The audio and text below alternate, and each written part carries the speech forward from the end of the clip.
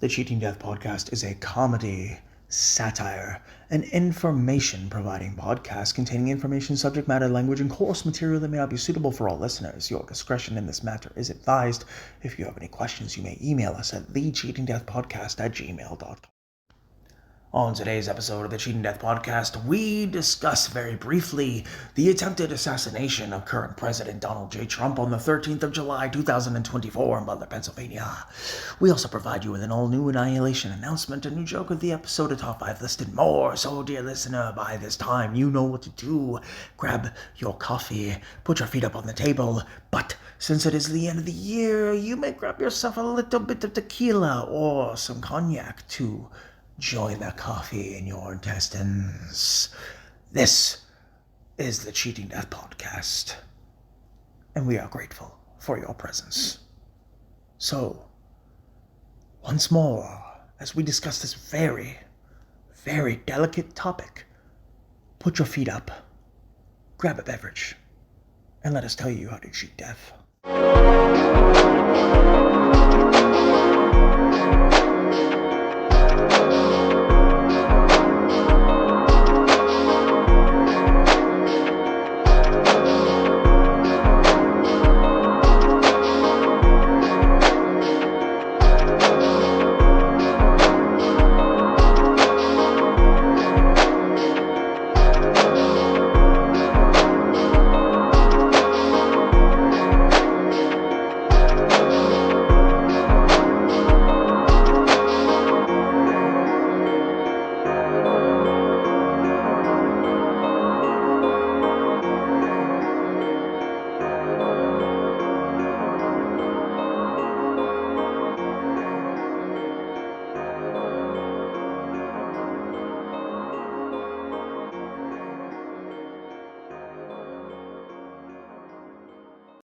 This is your news anchor, the Cleric of Chaos, and this is your Annihilation Announcement. We look at the events of July 2024 as an isolated incident in Butler, Pennsylvania, where a crazy, insane man by the name of Thomas Matthew Crooks attempted to assassinate the sitting president of the United States of America in his own mind. For, as you see, Trump never lost the election in 2020, as he so boldly declared. It was stolen from him. So upon this day in Butler, Pennsylvania, when he was rallying again to once again be the strongest man in the entire United States of America, it was at this point that he was almost struck down by the hands of a man who claims to be nothing more than a man who's trying to take down authority. Although this story is more than meets the eye. This has been your news anchor, the Cleric of Chaos, and this has been your Annihilation Announcement. Willkommen, meine Freunde. Guten Morgen, guten Tage und eine gute Nacht ist deine Reisende und deine Ausländer, deine Cleric of Chaos. And for many episodes now, dear listeners, you are firmly aware that whenever we speak in the English lexicon, that we are doing our best to put on our Walter Cronkite voice or our standard American journalist voice, as our original voice and accent would be significantly different than most people would be used to hearing. Our dialect, our vision, differs from how most would conceive or consider the soul's and vessel's presence among our collective existence. We look at ourselves in a different way than we look at the media. And one of the reasons why we are stating this specifically is because when we evaluate the events that led to the 13th of July 2024 in Butler, Pennsylvania, and the attempted assassination of Donald J. Trump, we have to understand, dear listener, that there may be more information that we may not necessarily be privy to nor will ever have access to. Much like the CIA declassified documents emanating from the 50s, 60s, and 70s, it may be another 50 to 60 years before people are aware of what truly happened. Who is Thomas Matthew Crooks? Why was it that he made an attempt to shoot the president in the head? Why does Donald Trump's ear have no scarring? Why Did the Secret Service allow him to stand and raise his fist? Meanwhile, all active protocols indicate specifically that you must protect the individual and remove them from the danger as soon as possible.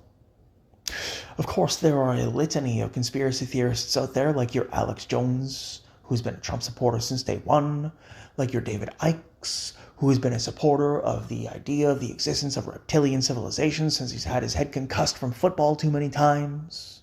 You have yourself a lovely, long-gone, resilient member of the resistance in Bob Lazar, in whom tried nothing more than to just tell people exactly what was going on, only to receive nothing but crickets and distortion. The events of the 13th of July 2024 have led to nothing. The individuals responsible have not yet been publicly named outside of Thomas Matthew Crooks, and unlike the 6th of January 2021, when these people were followed, tracked, and attempted to be identified for years following the attempted insurrection, we have a position where we have nothing on this person. We have absolutely nothing on this soul. Yet, when Charlie Kirk was assassinated, they had a whole dialogue of text messages. They had a whole history behind this man. Yet, the individual in whom attempted to assassinate Trump and was taken out by Secret Service, there's no information. Outside of a very, very base lineage of his biography, his history, his face, but not much more. Another scapegoat, if you will. Another notion, another cog in the wheel of attempting to move the global industry solution forward. To make every attempt to dumb down every citizen to a point where they have no point but to surrender and to acquiesce. This is why you no longer have a Blockbuster video, and why Blockbuster is now launching a streaming service to fight with Netflix. It's why you see the days of yore, the PS2 and the PS3 and physical media on DVD, Blu-ray, VHS, Laserdisc are gone. Because the entities in whom control your life want you to own nothing and want you to be happy. They want you to question nothing and accept everything. Regardless of how you spin it, that is no way to live a life. And we as human beings owe ourselves more. The attempted assassination of Donald Trump, in this podcast's opinion, was nothing more than a publicity attempt to get him elected again. This podcast stands strong and defiant. We maintain the position that Benjamin Netanyahu, that Mr. Zelensky, Mr. Putin, Vladimir Putin, Xi Jinping, all of these individuals in whom the media tries to make you out to be afraid to be, are nothing but distractions. So do as you will, do as you wish, but as long as you research what happens to a fish, you may be in good standing. The official position of the podcast is that the attempted assassination of Donald Trump was nothing more than a false flag to make you vote for him. There was no attempted assassination. There was no attempted murder. It was all a carefully crafted and constructive piece of media for you to vote for him again. And it worked.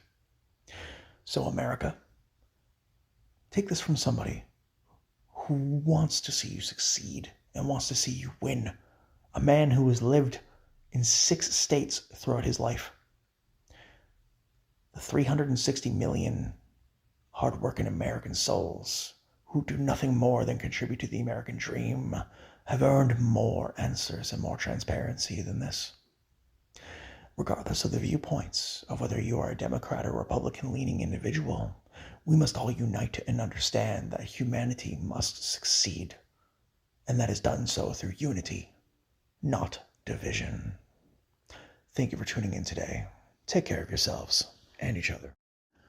Whether or not the events in Butler, Pennsylvania in July 2024 are eventually revealed to be a complete fabrication, or whether or not they are indeed truth, there are several glaring omissions that each and every single one of us in whom witnessed and analyzed the events have yet to really fully understand. And those are going to be written or destroyed over the course of time. One must ask themselves the question of, did this really happen the way it did? I must look further to really seek the truth. There is no way one can fight alone.